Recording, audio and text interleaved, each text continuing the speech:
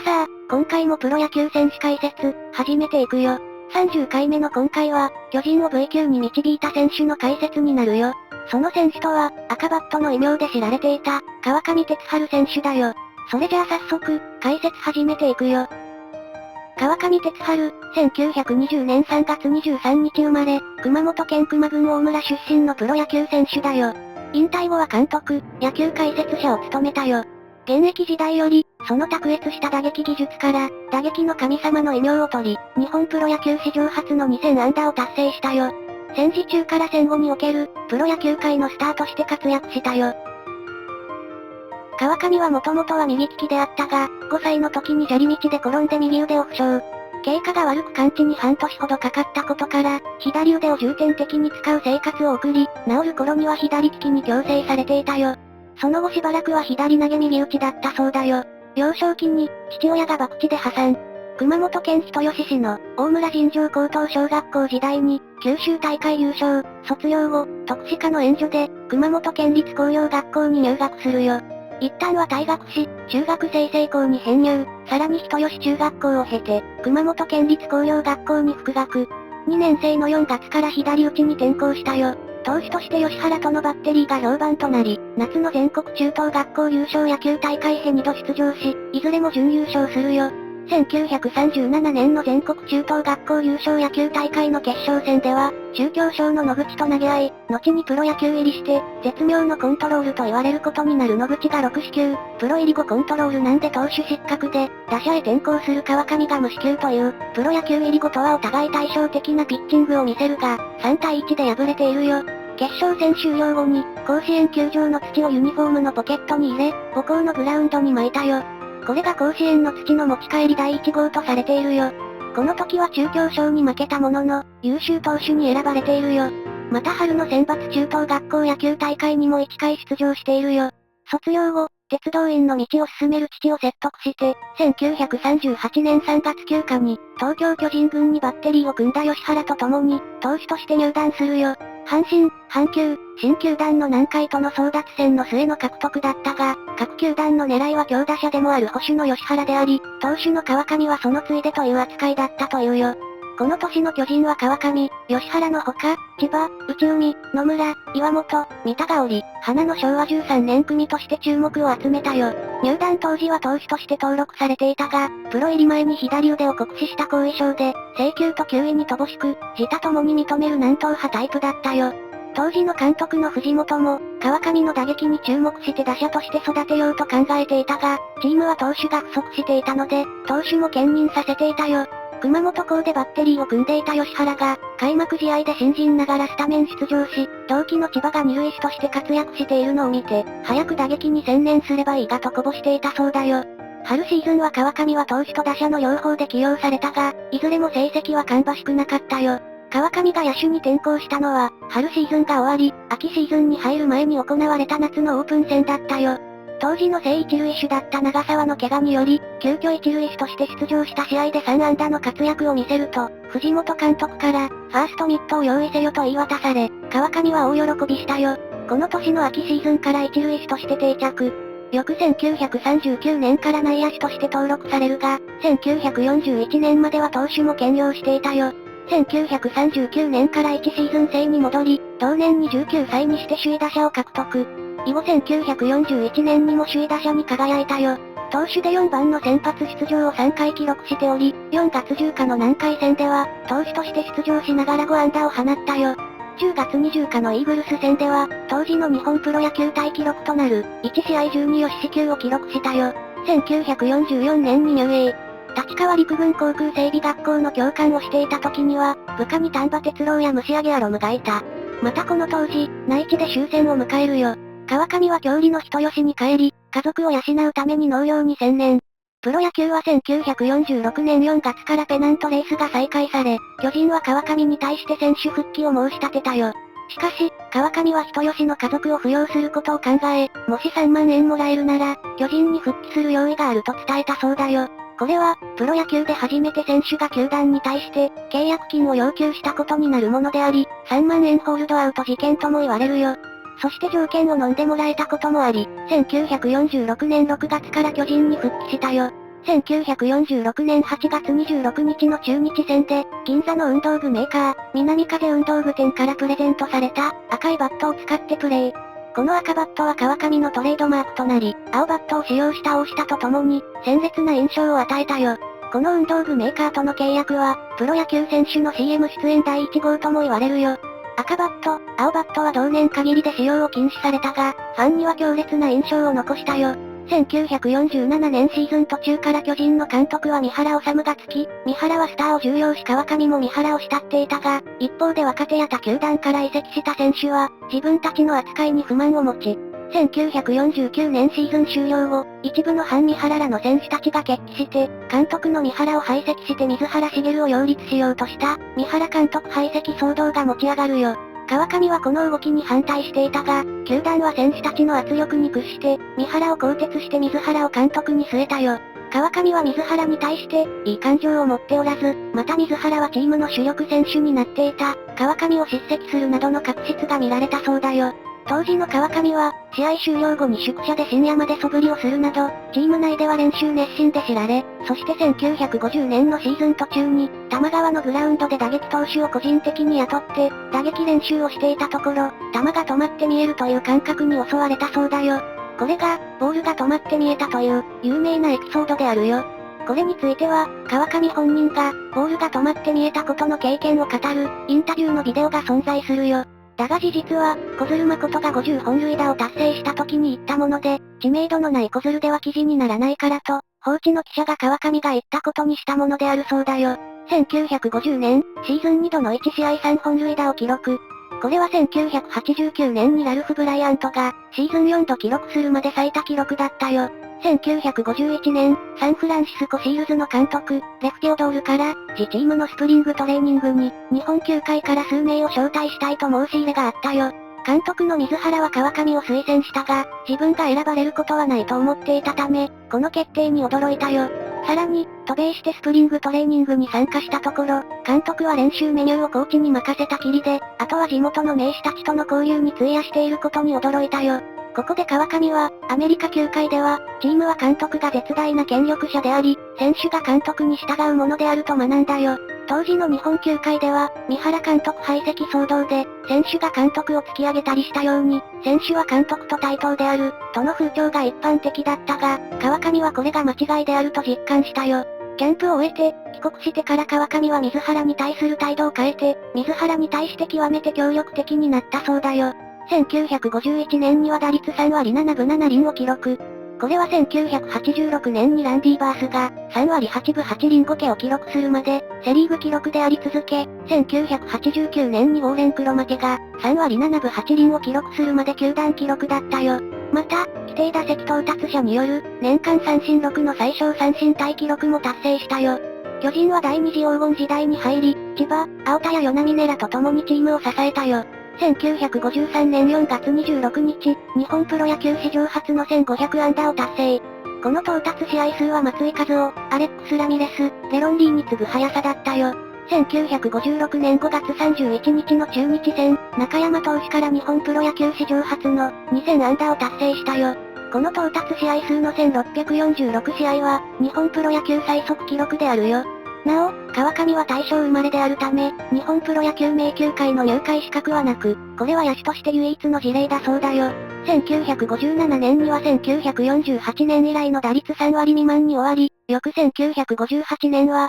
この年3割打てなかったら引退しようと決意するも、さらなる打撃不振に陥り、4番打者の座も新人の長島に奪われて、シーズン後半から6番に下がったよ。日本シリーズは西鉄ライオンズに3連勝した後、4連敗で敗れたよ。現役最後の打席は第7戦の9回裏で、稲尾と対戦して平凡なレフトフライに終わっているよ。そしてこの試合終了後に、現役引退を表明し、11月28日にヘッドコーチに就任したよ。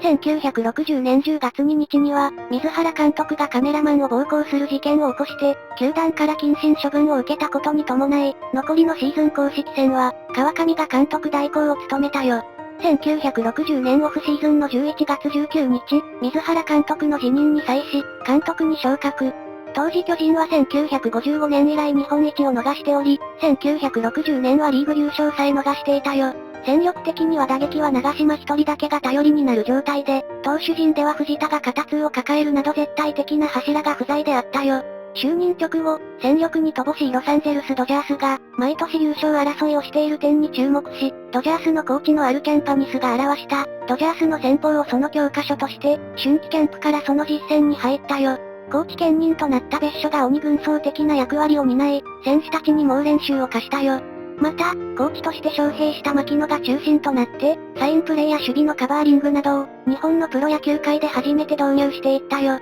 また、選手のプレー一つ一つに、そのプレーの状況別の意味合いなどを踏まえながら、細かい点数をつけて、チームを運営していく独自の管理野球を構築したよ。1961年には、こうした野球が功を奏して、リーグ優勝を果たし、さらに日本シリーズでは、南海ホークスを倒して日本一に輝いたよ。しかし、チーム打率はリーグ最低に加えて、当時では珍しい、20勝投手なしという戦力であったよ。また、藤本が阪神の監督に就任すると、阪神ベンチ前に呼び出され、万座の前で采配を非難されたというよ。吉田など阪神の選手は試合中に、藤本の真似をして、おい鉄、しっかりせえとヤジを飛ばしたそうだよ。1961年の春季キャンプから、グラウンドから報道陣を追い出して取材規制を敷いたよ。1962年からはさらに徹底していったよ。この報道管制をマスコミは、鉄のカーテンになぞらえ、鉄のカーテンと呼んだよ。川上は日本球界で初めて専属広報を置き、川上はグラウンドの権限のみならず、スカウト部長を兼任するなど、チーム編成の面でも権限を掌握しており、栄養学、ランニングコーチ制の導入など新機軸を次々と打ち出していったよ。また、選手時代のサンフランシスコシールズのキャンプに参加した経験から、選手には監督、コーチに対して絶対服従を要求したが、コーチ兼任の広川派に気抜きせぬ性格であり、川上の体で覚えろ的な練習方針に反発していたそうだよ。1964年、広川週刊ベースボールで指揮を連載したが、川上はこれに、監督批判を感じ取って連載を中止させ、さらに同年8月6日の国鉄戦で、0対2とリードされた7回表で、三塁走者の長島が本塁盗塁を敢行して失敗。長島を咎めなかったベンチを、広岡はこれを川上が自分の打撃を信用していないと、感じ激怒し、次の球を三振してバットを地面に叩きつけ、そのまま球場から去って帰宅したそうだよ。川上はこの一連の行為を監督批判として、広岡を他球団へトレードしようと決意。そのシーズン終了後に、広岡は自分がトレードされることがわかると、オーナーの勝力徹に対し、トレードされるぐらいなら、巨人の広岡として終わらせてほしいと直訴。しかし徹は、父の勝力松太郎に報告すると、松太郎は打撃面を強化して残れと激励され、トレードは破産となったよ。しかし、一連の動きは、マスコミに対する川上の態度を疎んじていた、マスコミの格好のターゲットとなり、マスコミは広岡を支持し、さらにスポーツ紙に川上が広岡残留を、苦々しく思っていることを吐露した記事が報道されると、川上はマスコミの攻撃にさらされたよ。川上にとっても、子供が学校でいじめを受ける、夫人がストレスで大病を患うという苦痛を味わうことになるが、川上は松太郎に会って事情を説明して、信頼は保持することに成功したそうだよ。しかし広岡との確執はこの後も続き、広岡が引退し解説者として、フロリダ州ベロビーチの、ジャイアンツキャンプの取材に来た時、川上は広岡の取材を禁止し、広岡とは口を聞くなと選手に命じたよ。広岡はこの川上の処置に対し、文字通り殺意を感じるほどの激怒を感じたというよ。しかし両者は次第に和解していき、対談を交わすほどに互いを認め合ったそうだよ。戦力が整った1965年以降、巨人は1973年まで9年連続リーグ優勝と日本一の、いわゆる V 級を達成したよ。この時期には管理野球はさらに進化し、人間教育の分野にまで踏み込んでいたよ。この間、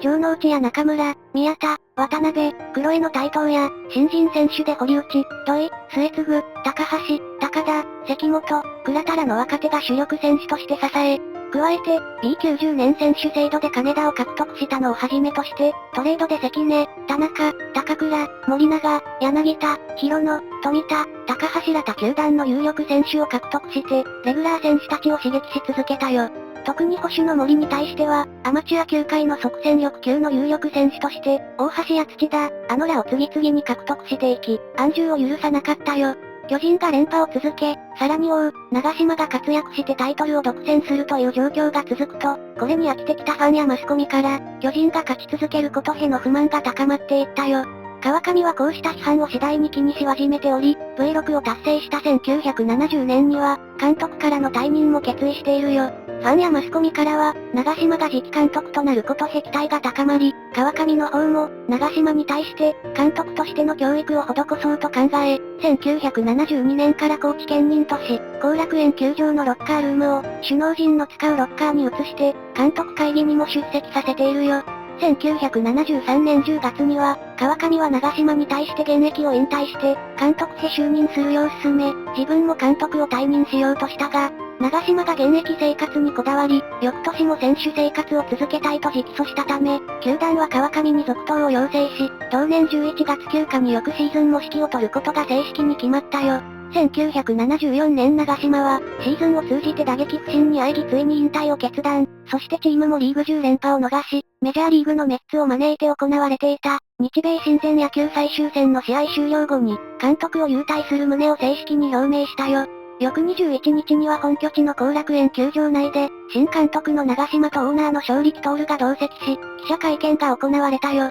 理想は、10年連続日本一を区切りに退任することであったそうだよ。同年7月9日の太陽戦で、平松の投じたシュートが河野に当たった判定で、審判への暴力行為があったとして、生涯唯一の退場処分を受けたよ。55歳の誕生日だった1975年3月23日、10年選手制度を利用する形で、阪神とのオープン戦を引退試合として実施。代打として出場した川上は、江夏豊との対戦でライトフライに倒れたよ。監督退任後は球団専務に就任したが、川上を煙たがり、現場から遠ざけることを望んでいた、当時のオーナーの意向で、少年野球担当に回され、1975年12月25日、わずか1年で退団したよ。そして1976年1月7日に、NHK の野球解説者に就任することが発表されたよ。川上の後を受けた長嶋は、1975年に球団史上初めて最下位に転落し、同年シーズンオフにはトレードで張本、加藤を獲得して戦力を補強し1976年、77年とリーグ優勝を達成したよ。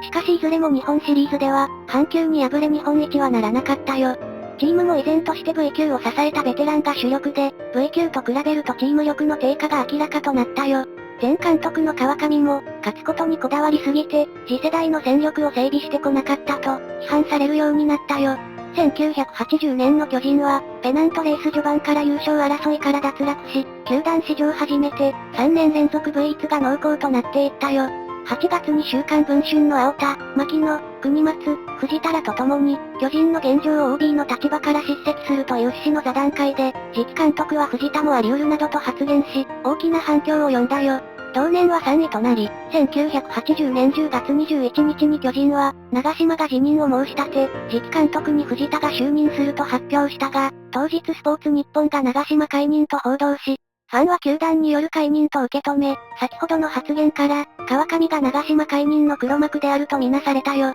しかし、川上本人は同年末に、サンデー毎日の取材に答えて黒幕説を強く否定しているよ。長嶋の退任後、1981年にワークの管理学を発表し、ベストセラーになるよ。また、巨人の球団専務時代から、子供たちに正しい野球の仕方について、教えることにも情熱を傾け、NHK の解説者に就任した後も、夏休みに開催された、NHK 少年野球教室の主任講師としても、20年以上にわたって活躍したよ。そして1985年からは日刊スポーツ野球評論家も務めたよ。晩年は高齢のため、日付の解説の第一線からは退いたが、しばしば G スポーツスタジアムに特別ゲスト解説で出演したよ。また巨人軍監督在任中だった1965年に、野球殿堂入りしているよ。1999年3月17日、生誕地の熊本県人吉市に、川上哲治記念球場が完成。後年は鶴岡和人と共に、球界に強い影響力を持ったことから、ドン川上と言われたよ。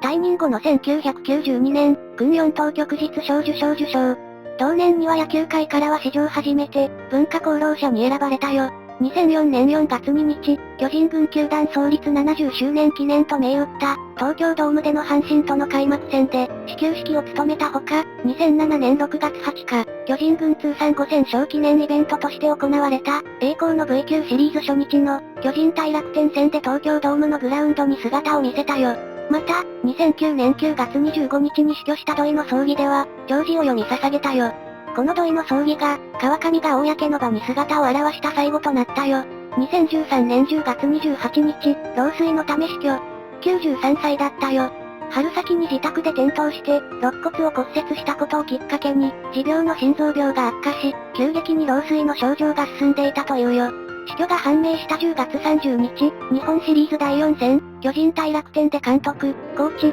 選手全員が喪章をつけ、試合前に VTR の上映と黙祷が行われたよ。そしてここからは、選手としてのエピソードを紹介していくよ。V 級時代、キャンプ中の指揮を牧野ヘッドコーチに任せ、もっぱらゴルフに興じていたというよ。晩年まで週刊ゴルフダイジェストで、コラム、日々、ゴルフボケを連載していたよ。2007年2月23日には、日本プロゴルフ協会から、小林明、狭間正夫らと共に、名誉会員に認定されたよ。巨人軍監督就任5年目を迎えた1965年1月18日に、川上は背番号を16から77に変更することを発表したよ。77を選んだ理由について川上は、ラッキーセブンが並ぶのがいいという験担ぎと、その当時に人気を博し、川上自身も好んで視聴していた、TBS テレビの海外テレビドラマ、サンセット77の人気にあやかったことを明かしているよ。川上は大食漢としても有名で、選手や監督の時、移動途中の一時停車の駅で必ず立ち食いそばやうどんを完食で平らげるのは有名だったよ。しかしそんな川上でも、王貞治の大食漢ぶりにはとてもかなわんと降参したというよ。巨人キラーという言葉を嫌っており、この投手は巨人キラーと発言するアナウンサーがいると、巨人はそれ以上に叩いているから、巨人キラーはいないと答えているよ。1971年に新人王を獲得した関本によれば、川上は投手は120から139、ボール球を投げても完投できる可能性があるんだと、常に励ましていたというよ。優れた打撃選手としてプライドが高い一面があったようであり、打撃の教育に関してはエースマンを集めているところがあったそうだよ。王貞治にも自分の打撃論を押し付けたことがあったが、ホームランバッターとして大成していた王は川上の意見を取り入れず、王のことを不快に思っていたよ。チームメイトの時期があった青田は、現役時代の川上が親しく話せる数少ない人物だったよ。青田は川上について、非常に人見知りが激しいが、親しくなればとことん自分をさらけ出してくる人と、自著で語っているよ。王貞治は川上のことを、野球だけでなくゴルフでも麻雀でも、とにかく勝つまでやる人であったと評しており、大変な負けず嫌いであり、勝つまでやるから、絶対に負けなかったと、その勝利に対する凄まじい執念があったから、V 級を達成できたとも述べているよ。さあ、今回はこの辺にしておこうか。編集してみての感想は、V 級を達成した監督として有名だったけど、それ以外はあまり知ることがなくて、人物としては、現役時代や監督時代でも何かと衝突が多かったイメージがあるね。まあ、こればかりはどうやっても起こりうることだとは思うし、逆に今の時代でも行われていたら問題にもなるかもね。とにかく分かったことといえば、人一倍負けず嫌いだってことかな。負けないためにどうするか、そういったことを考えていたから V 級もできたんだろうね。でもまあさすがに、そこまで行くと周りが飽きてくるのもわかる気がするよ。それじゃあ今回はこの辺で。ご視聴、ありがとうございました。